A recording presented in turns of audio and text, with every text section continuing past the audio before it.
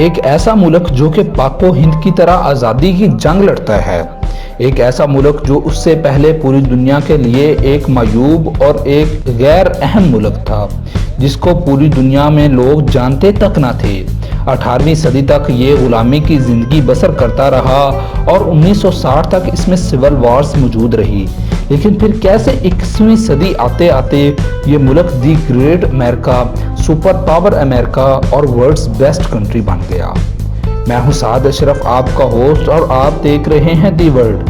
آج کی اسی ایپیسوڈ میں ہم آپ کو ان تمام سوالات کے جواب دیں گے اور ویڈیو کو اینڈ تک لازمی دیکھیے تاکہ آپ ان تمام سوالات کے جواب حاصل کر سکیں۔ مزید ایسی ہی ویڈیوز دیکھنے کے لیے ہمارے چینل کو ضرور سبسکرائب کیجیے تاکہ آپ کو طاقت ملتی رہے، کیونکہ علم طاقت ہوتی ہے۔ آج کا انسان امریکہ کو چند سو سال قبل سے ہی جانتا ہے، لیکن دراصل امریکہ کی تاریخ اس سے کہیں زیادہ پرانی ہے۔ دراصل امریکہ کی تاریخ شروع ہوتی ہے 15,000 سال قبل مسیح سے، جب یہاں پر بسنے والے ابتدائی لوگوں نے یہاں پر آباد کاری شروع کی اور یہاں پر طرح طرح کی ثقافتیں آباد ہو گئی۔ یہ ثقافتیں پھلتی پھولتی گئی اور کئی 100 سال تک قائم رہی، لیکن بعد میں ان ثقافتوں کا خاتمہ ہو گیا۔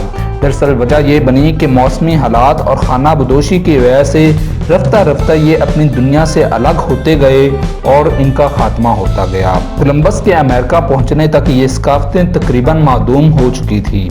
کئی 100 سال تک یہ زمین دنیا کی نظروں سے اوجھل رہی اور پوری دنیا پر کوئی بھی ایسا شخص نہ تھا جو کہ یہ جانتا ہو کہ دنیا پر 2 بڑے بڑے بر اعظم موجود ہیں جن پر ابھی تک انسانی آبادی بھی موجود ہے، لیکن تب کے انسان کے پاس ایسی کوئی سہولت اور جدید ٹیکنالوجی موجود نہ تھی جس کے ذریعے وہ یہ جان پاتا یا ان لوگوں سے رابطہ کر پاتا کہ آیا کہ وہ بھی اس دنیا پر موجود ہیں۔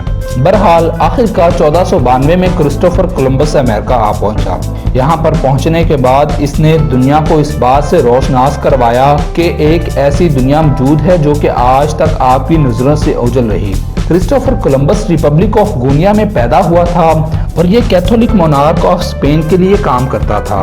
چونکہ یہ اسپین کے لیے کام کر رہا تھا تو یہاں پہ امریکہ میں پہنچنے کے بعد اس نے سوچا کہ کیوں نہ امریکہ کو اسپین کی ٹیریٹری یعنی ریاست بنا دیا جائے۔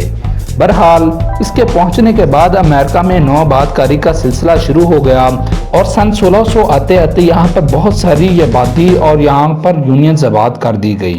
1760 تک یہاں پر ایلچیان کی پہاڑیوں سے لے کر اٹلانٹک کوسٹ کے اطراف تک 2.5 لاکھ لوگ آباد ہو چکے تھے۔ یہ زیادہ تر یورپین لوگ تھے، ان میں اسپینش اور فرانس کے لوگ بھی شامل تھے۔ یہاں پر آباد ہونے کے بعد ان لوگوں میں بہت سارے مسائل پیدا ہونے شروع ہو گئے۔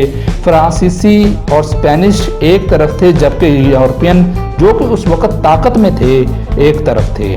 1765 میں برطانیہ نے فرانس کو پیچھے چھوڑتے ہوئے اسٹیمپ ایکٹ 1765 پاس کیا، جس کے مطابق کسی بھی ٹیکس کو لگانے کے لیے برطانیہ کو فرانس کی اجازت کی ضرورت نہ تھی۔ اس کے بعد 1775 تک ان کے یہ مسائل مسلح تصادم کا شکار ہو گئے، یعنی کہ باقاعدہ طور پر ایک جنگ شروع ہو گئی۔ 1776 میں سیکنڈ کانٹیننٹل کانگریس نے آزادی کا اعلان کر دیا۔ دراصل تصادم شروع ہونے کے بعد فرانس اور اسپین نے یہاں پر موجود سیاسی پارٹیوں کو مدد فراہم کی اور ان کے ذریعے وہ پارٹیز اپنے اثر و رسوخ قائم کرتے ہوئے اپنی آزادی کی جنگ جیت گئی۔ فرانس اور اسپین کے ساتھ ساتھ ہالینڈ نے بھی ان پارٹیز کی مدد کی اور آخرکار 17 اکتوبر کو یہ لوگ انگلینڈ کی غلامی سے آزاد ہو گئے۔ 1775 سے لے کر 1783 تک امریکہ کی تاریخ میں کوئی بہت بڑا تو واقعہ پیش نہ آیا، لیکن بہرحال 1783 میں ایک امن معاہدہ ضرور ہوا۔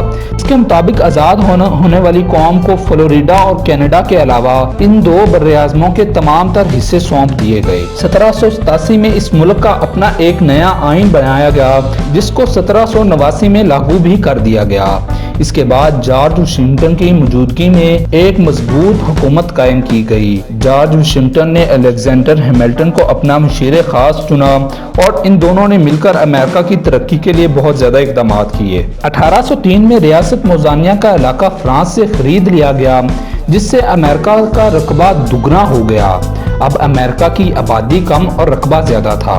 اس سے امریکہ کے مسائل میں اضافہ بھی ہو رہا تھا، لیکن اس کے باوجود جو امریکہ 1790 میں صرف 4 لاکھ لوگوں کی آبادی رکھتا تھا، 1810 آتے آتے 7.2 ملین لوگوں کی آبادی تک منتقل ہو گیا۔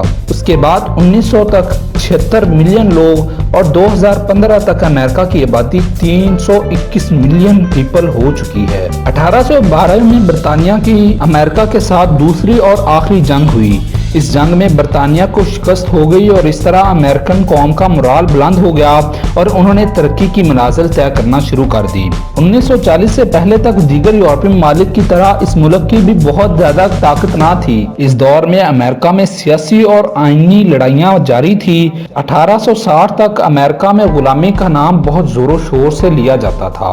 یہاں پر غلام بنائے بھی جاتے تھے، خریدے بھی جاتے تھے اور بیچے بھی جاتے تھے۔ یہاں پر کالے لوگوں اور غریب لوگوں کو غلام بنا کر رکھا جاتا تھا، ان پر طرح طرح کے مظالم ڈھائے جاتے تھے۔ لیکن ابراہم لنکن جب امریکہ کا صدر منتخب ہوا تو اس نے سوچا کہ وہ اپنے ملک کو ترقی کی راہ پر لانے کے لیے سب سے پہلے اس ملک سے اس غلامی کی لعنت کا خاتمہ کرے گا۔ چنانچہ اس نے اس کے لیے بہت سارے مؤثر اقدامات کیے اور اس کے اقدامات کے مخالف 7 ریاستوں نے بغاوت تک کر دی۔ کنفیڈریسی نام کی ایک پارٹی کی بنیاد رکھی گئی اور 1861 میں سول وار شروع ہو گئی۔ یہ سول وار کنفیڈریٹس اور حکومت کے درمیان جاری تھی۔ یہ سول وار 4 سال تک جاری رہی اور 1865 میں کنفیڈریٹس کو باضابطہ طور پر شکست دے دی گئی اور غلامی کا خاتمہ کر دیا گیا۔ یہ امریکہ کی تاریخ کا ایک سنہرا باب تھا، لیکن اچھے دن دیر پا ثابت نہ ہوئے اور 1877 میں گورے ڈیموکریٹس کے ہاتھ دوبارہ حکومت چلی گئی۔ انہوں نے نیگروز یعنی کالے لوگوں کو دوبارہ سے غلام بنانا شروع کر دیا اور ان کی خرید و فروخت پہلے کی طرح شروع ہو گئی۔ غریب اور کالوں پر ظلم کیا جانے لگا، حتیٰ کہ اس بار تو ان سے بول چال میل جول تک بند کر دیا گیا۔ ان کے گھر کی کمیونٹیز علیحدہ بنا دی گئی اور ان کی زندگی کو غلاموں سے بھی بدتر بنا دیا گیا۔ یہ سلسلہ تقریباً 80 سال جاری رہا، جب 1960 میں سول رائٹس موومنٹ کامیاب ہو گئی۔